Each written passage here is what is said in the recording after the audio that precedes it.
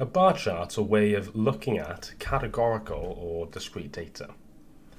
In this question, we're asked to read a bar chart. We want to work out how many pupils gave cricket as their favourite sport. So what I'm going to do is go across my x-axis to cricket, and then I'm going to look up the graph, up the stairs, and I can see that it's 25 pupils who like cricket. How many more pupils preferred cricket compared to tennis? Well, to work this out, I could first of all read how many liked cricket, which was 25.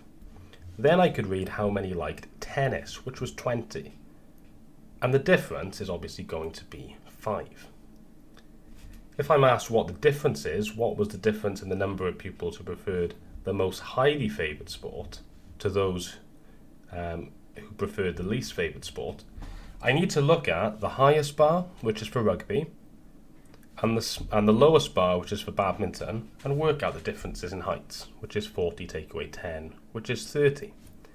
To work out how many pupils are included in the bar chart, I need to look at the heights of each bar, because the bars tell us, the heights of the bars tell us the frequencies, which is the number of pupils who prefer each sport.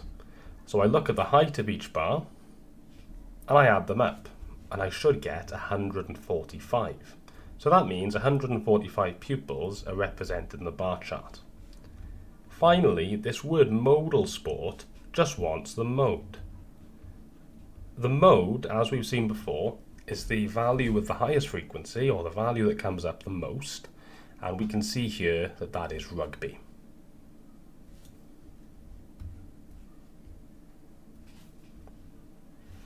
Here's a question for you to try. Please pause the video now and have a go, and when you're ready for the answer, press play.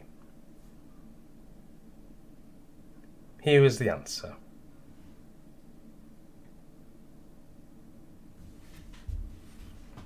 For question 6, you might have found this a bit tricky. The average rainfall is going to be the total amount of rainfall for April, because there are 30 days in April, and we know from the bar chart that if I go across to April and up, that there's 6 centimetres of rainfall that month. So I need to do 6 centimetres divided by how many days are in April, which is 30, which gives me 0.2 centimetres per day. As we've seen before, to change from centimetres to millimetres, we multiply by 10. 0.2 times 10 is 2, so we have 2 millimetres per day. It's important to be aware that there are different types of data. Continuous data can take any value within a certain range. So this could be something like the amount of rainfall that we have in a certain time period. We have discrete data, which is described entirely by whole numbers. So the number of people in a class, number of goals in a football match, etc. And then there's categoric data, which is things like labels. This could be people's favourite colour or people's hair colour, or so on. The bar chart allows us to represent categorical data, discrete data, or, well, really that's about it really, categorical or discrete data. For example, if we look here, this is the graph that we had earlier, and we have the categorical or discrete data on the x-axis. This is why we have bars, equally spaced bars, this is why our bars are equally spaced, and the discrete or continuous data can go on the y-axis. So if you remember earlier, we had a bar chart to do with rainfall, amount of rainfall. That would be continuous data, but here we're showing how many pupils like different sports. It should be frequency up here. We should always label our axes. And what we can see here, this is actually discrete data because there's only a certain number of pupils that like different sports. When drawing a bar chart, we need to remember to label our axes and make sure that we have an even scale on both of our axes. So here's an example of how we would draw a bar chart using a tally chart. So the tally chart is not completely filled in. We need to complete this first. So there are 12 people that like football, sorry.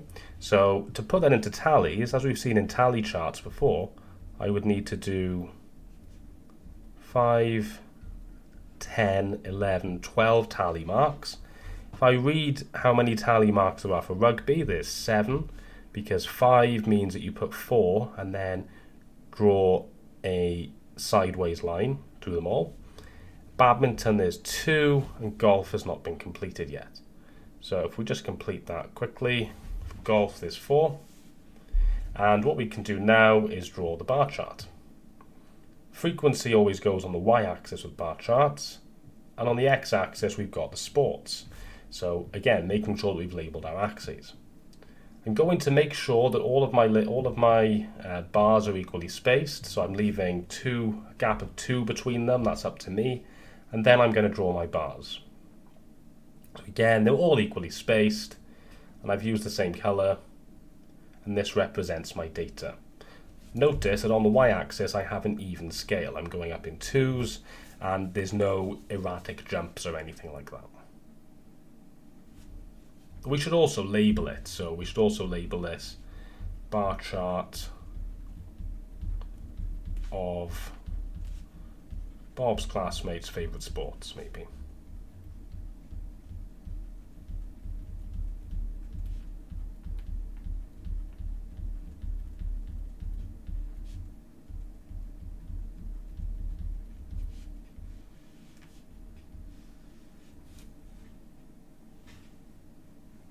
Here's a question for you to try.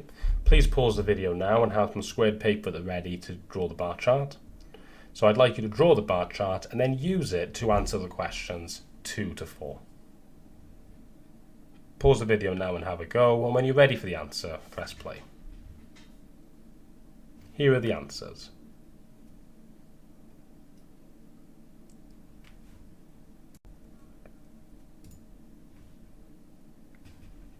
Angharad's drawn some bar charts, but she's made some mistakes. Let's have a look if we can notice what mistakes she's made. So if we look at this bar chart here, what mistakes do you notice?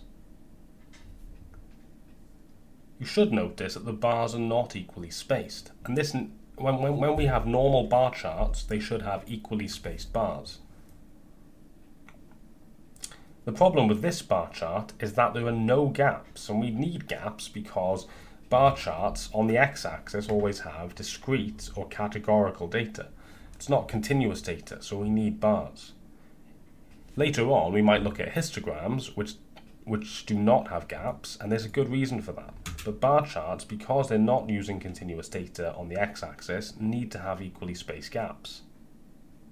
There's also no units on the y-axis. I don't know if this is the average height of a man in feet or meters or whatever.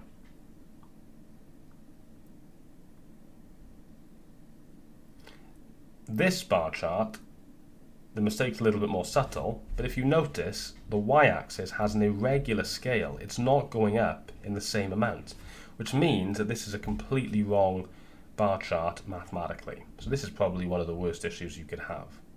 There's also, more subtly, no label on the x-axis. You know, they should say name or name of Angharad's friends or something like that.